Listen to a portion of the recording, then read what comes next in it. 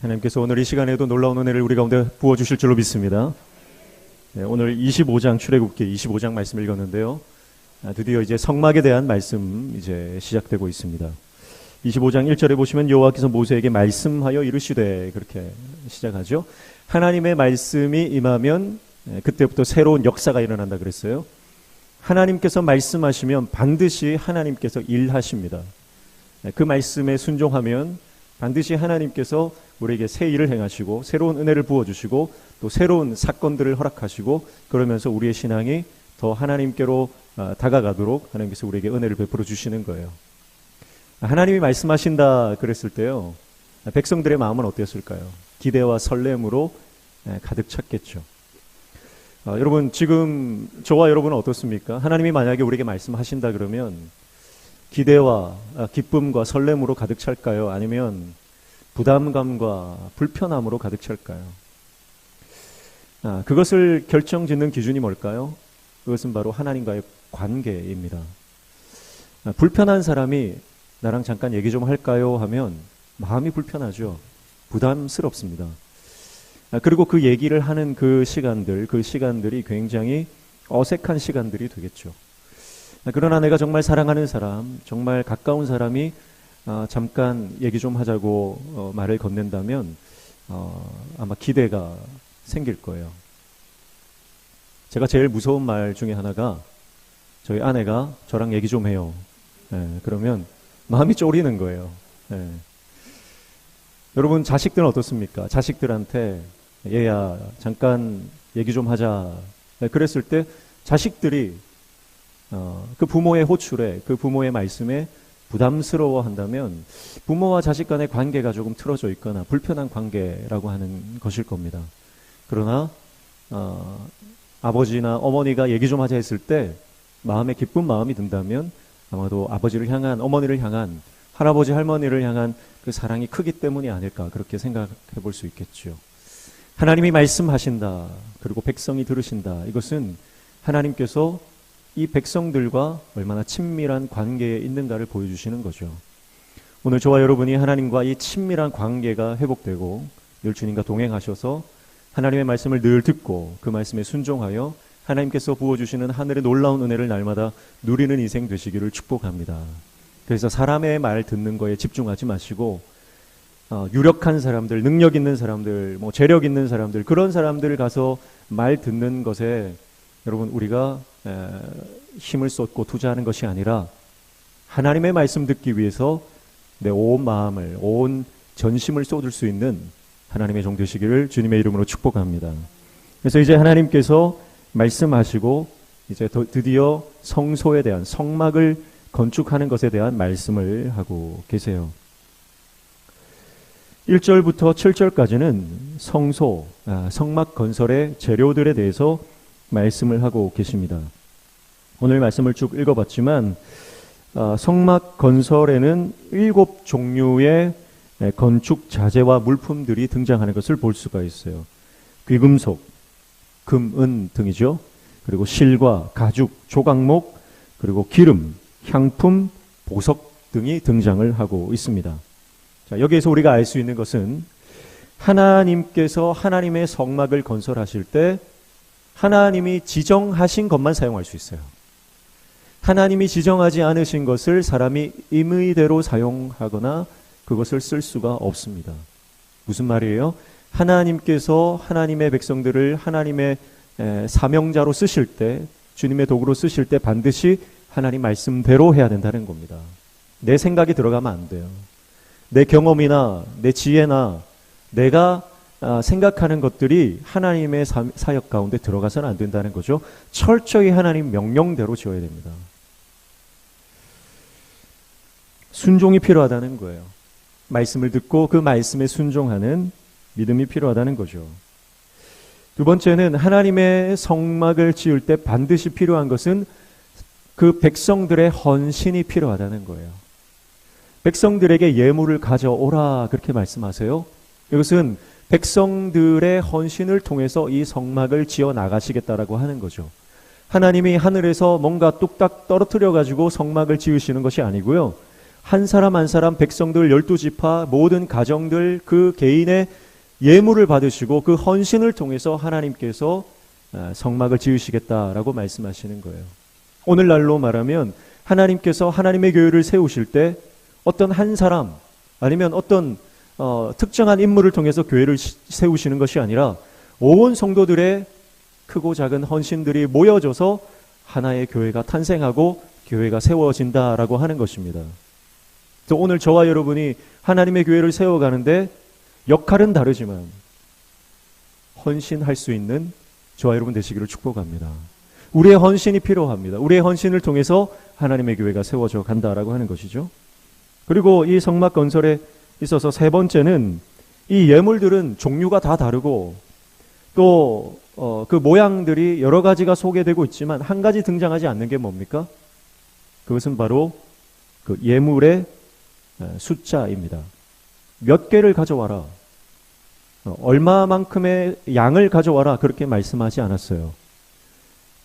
자원함으로 가져오라. 그렇게 말씀합니다. 2절에 보시면 이스라엘 자손에게 명령하여 내게 예물을 가져오라 하고 기쁜 마음으로 내는 자가 내게 바치는 모든 것을 너희는 받을지니라. 그렇게 말씀하세요. 예물을 특정해 주시지만 그 예물의 숫자, 그 예물의 수량은 말씀하지 않으세요. 그리고 예물을 가져오는데 가장 중요한 조건을 제시하시는데 그것은 기쁜 마음으로 내는 거예요. 그러니까 하나님께서 감동 주시는 대로 그 감동에 순종해서 하라는 말씀이에요. 이제 하나님께서 백성들과 만날 그 처소, 그 성막을 건설하시겠다고 말씀하시면서 너희가 헌신하고 너희가 하나님께 이것을 드리라고 말씀하시면서 자원하여 하나님께서 감동 주시는 대로 그 감동에 순종하여 하나님께 드리라 그렇게 말씀하시는 겁니다. 왜 그렇게 말씀하시죠? 그것은 바로 백성들이 사는 형편이 다 다르기 때문에 그렇습니다. 백성들 가운데는 부자도 있고 가난한 자도 있습니다. 그래서 그들이 할 수 있는 형편대로 기쁨으로 섬기면 되는 거예요. 하나님은 많이 냈다고 칭찬하시고 적게 냈다고 꾸중하시는 분이 아닙니다. 그 예물이 어떤 형태든지 어떤 예물이든지 얼마만큼이든지 관계하지 않으시고요. 하나님은 자원하여 기쁨으로 드리는 그 사람의 예물을 받으신다라고 하는 것이죠. 그래서 한국 교회 가운데는요, 임직할 때 장로는 얼마를 하고 권사는 얼마를 헌금해라 이렇게 딱 정해주던 그런 악습이 존재했었죠. 최근에는 그런 전통들이 많이 없어졌습니다. 그러나 여전히 그런 악습이 남아있는 곳도 있지요. 하나님은 액수를 정해주지 않으세요. 그럼 액수를 정한다는 것은요, 하나님 말씀에 반하는 것입니다. 원칙은 기쁨으로 자원하여 하나님 주시는 감동대로 하는 것인 줄로 믿습니다. 그래서 내가 기쁨으로 섬겼다면 내가 이 교회에 벽돌 한 장만 쌓았어도 그 벽돌 한 장 하나님께서 기쁘게 받으시는 거예요. 오늘 저와 여러분에게 하나님께서는 기쁨으로 헌신하기를 하나님께서 명령하고 계십니다. 이 명령 앞에 하나님의 교회를 아름답게 헌신하며 섬길 수 있는 저 여러분 되시기를 축복합니다. 그리고 8절 말씀에 보면 내가 그들 중에 거할 성소를 그들이 나를 위하여 짓되 그렇게 말씀하죠. 자, 하나님이 거하신다는 거예요. 그런데 하나님께서는요, 어디나 거하실 수 있는 분이잖아요. 무소부재하신 분이다 그러죠. 근데 왜 하나님께서 하필이면 이 어떤 특정한 장소, 건물을, 공간을 지으라고 말씀하시는 걸까요? 하나님께서 여기에 거하셔야 되는 이유가 뭘까요? 그러니까 우리는 왜 하나님을 위해서 이 성막을 짓는다 이렇게 생각할 수 있지만 오늘 말씀에 보면 이것은 하나님을 위한 처소가 아닙니다. 이것은 사실은 백성들을 위한 공간이에요. 이 성막은 하나님께서 자기 백성들을 위해서 백성들과 만나기 위해서 짓는 공간입니다. 우리는 눈으로 보는 것만 믿을 수 있어요. 우리는 손으로 만져지는 것만 믿을 수 있는 그런 연약한 사람들입니다. 그래서 하나님께서는 우리의 눈으로 하나님의 사랑을 보고, 우리의 손으로 하나님의 사랑을 만지고, 또 우리의 모든 오감으로 하나님의 사랑을 느낄 수 있도록 하나님께서는 눈에 보이는 성막을 만들어 주시는 거예요. 그러니까 하나님께서는 그 성막이 있어야 임재할 수 있는 그런 분이 아니고, 이 성막을 지으심으로 하나님의 사랑을 우리에게 가시적으로 보여주시기 위함이다라고 하는 거죠. 하나님께서는 그런 은혜를 많이 우리에게 부어주세요. 우리가 인생을 살아가다 보면요, 때로는 눈에 보이지 않고 귀에 들리지 않아서 막막할 때가 있습니다. 근데 그때 하나님께서 눈에 보이는 확실한 증거를 보여주실 때가 있어요. 그게 하나님의 사랑입니다.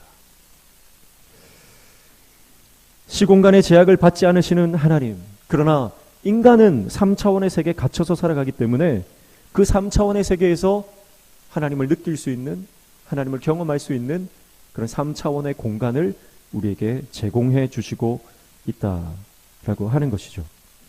자, 이 성소가 신약 시대에는 바로 예수 그리스도이십니다. 제자들이, 많은 무리들이 예수님을 보고 그분의 말씀을 듣고 그분의 옷자락을 만지고 그분의 품에 안길 수 있었죠. 성막은 예수 그리스도를 예표하는 것이거든요. 그 그림자, 예수님의 그림자로서 성막이 주어지는 것인데, 구약 시대에 보고 듣고 만질 수 있는 이 성막은 신약 시대에 예수 그리스도가 이 땅에 오심으로 느끼고 함께 할 수 있는 그 말씀이신 예수 그리스도, 그분으로 오신 것이죠. 그리고 오늘날 시대는 성령의 시대입니다. 그래서 이 성령께서는 오늘날 우리 교회를 통해서 하나님의 역사를 우리 가운데 허락하신 줄로 믿습니다. 네. 우리는 기록된 하나님의 말씀을 믿으면서 살아갑니다. 그래서 하나님께서는 우리에게 이 기록된 말씀을 주셨고, 또 교회를 주셨고, 그리고 우리 공동체를 주셔서 그 가운데 성령의 역사를 우리 가운데 허락해 주시는 것이죠. 이 말씀과 교회와 성령의 역사를 통해서 우리는 하나님의 살아계심과 하나님의 역사를 경험하며 체험하며 살아가는 놀라운 은혜를 받은 줄로 믿습니다. 그래서 성막이라고 하는 것은 하나님이 거하는, 하나님이 거기만 임할 수 있다, 이런 의미가 아니라 인간을 위해 주시는 하나님의 사랑의 표현이다, 이렇게 보시면 돼요. 그리고 9절 말씀에 보면 무릇 내가 내게 보이는 모양대로 장막을 짓고 기구들도 그 모양을 따라 지을지니라, 그렇게 말씀하셨어요. 자, 하나님께서 거할 성막을 짓는데요, 이것을 장막으로 지으라고 말씀하세요. 장막. 장막이라고 하는 것은 말 그대로 텐트입니다. 아니, 하나님이 거하시는 거룩한 장소인데, 아니 좀 화려하게 좀 지으면 좋을 것 같은데 하나님은 텐트를 치라는 거예요. 텐트를. 자, 텐트를 치라는 건 무슨 말입니까? 이스라엘 백성들이 지금 어디에 살고 있죠? 텐트에 살고 있어요. 이스라엘 백성들이 다 저마다, 가정마다 텐트를 치고 그 장막에서 살아가고 있는데, 하나님도 너희들이 사는 것과 똑같은 텐트를 지어서 내가 거기 거하겠다, 그렇게 말씀하시는 거죠. 하나님께서 거하시는 공간이 텐트라니, 네, 여러분, 이것이 하나님의 사랑입니다. 이것이 하나님의 은혜입니다. 나중에 가나안 땅에 들어가면 이제 벽돌로 집을 쌓아 올리지 않겠습니까? 그때는 하나님도 이제 벽돌로 지은 성전에서 짓도록 그렇게 말씀을 하시죠. 하나님께서 이스라엘 백성들이 살아가는 똑같은 모양으로 그 땅 가운데 임하시겠다라고 말씀하시는 거죠. 우리의 삶의 형편과 처지를 아시는 하나님께서 우리를 공감하시고 우리와 함께 하시며 우리에게 눈높이를 맞춰 주시겠다라고 하는 겁니다. 이게 바로 낮은 곳으로 오시는 하나님의 사랑이에요.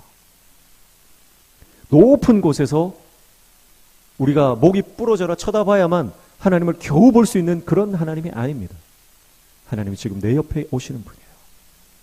그래서 임마누엘 하나님, 나와 함께 하시고 내 처지를 아시고 내 형편을 아시며 내 옆에서 내 눈물을 닦아주시는, 그래서 그 하나님께서 이 교회에만 계시는 게 아니고요, 여러분이 살아가는 그 가정의 처절한 치열한 삶의 공간 가운데도 우리 주님이 함께 하신 줄로 믿습니다. 그래서 육아에 막 시달리고요. 아이들 키우고 얼르고 달래고 젖 먹이고 젖병 물리고 빨래하고 설거지하고 그렇게 집안 살림한다고 녹초가 되고 지쳐서 늘 이 피로가 가시지 않는 그런 상태에 우리가 살아가지 않습니까? 늘 회사 업무에 또 사업에 장사에 우리가 그 고달픈 세상 세월들을 살아가는 그 삶의 현장, 그 현장에 주님이 들어오셔서 내 눈물을 닦아주시고 나를 위로하시며 나를 그 품에 안아주시는 그 하나님, 나도 너희들처럼 텐트에 거한다 라고 하는 그 사랑이 하나님의 사랑인 줄로 믿습니다. 그래서 9절에 보면 다시 보면 내게 보이는 모양대로 장막을 지으라 했는데요. 이 보이는 모양대로라고 하는 것은 이 장막, 이 성막의 설계도를 하나님께서 지으신다라고 하는 거죠. 그래서 하나님이 성막을 통해서 그 안에 위대한 하나님의 계획, 플랜을 그 안에 숨겨두시는 거예요. 그리고 그 모든 장막은 예수 그리스도를 예표하는 것이 됩니다. 이스라엘 12지파가 동서남북으로 성막을 중심으로 진을 쳤다. 우리는 이미 앞서서 배웠습니다. 그들은 늘 성막을 바라보면서 살아갑니다. 늘 성막을 바라봐요. 그런데 그 성막은 바로 그들이 살아가는 같은 형태의 텐트입니다. 그러면서 그들은 늘 하나님이 우리와 함께 하신다라고 하는 것을 늘 마음에 생각하며 살아가게 되는 것이죠.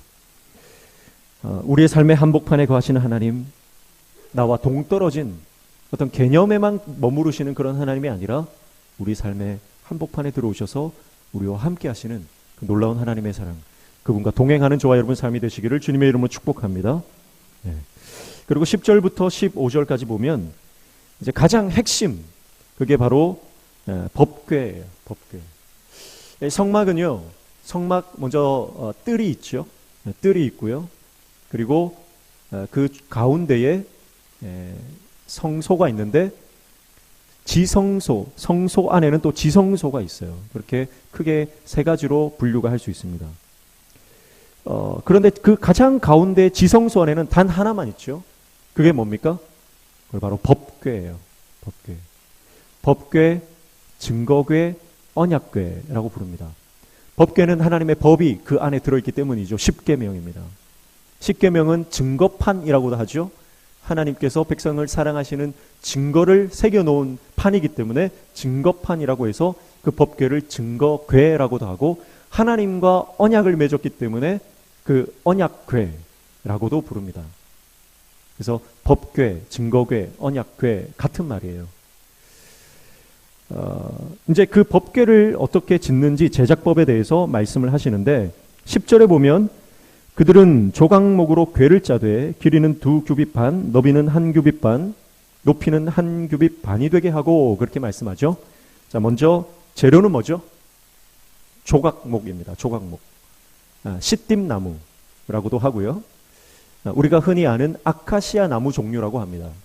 자, 그런데 광야에서 이 아카시아 나무, 이 시띠나무는요, 목재로 쓰기에 적합하지 않은 나무라고 합니다. 이것은 굉장히 다루기가 거칠고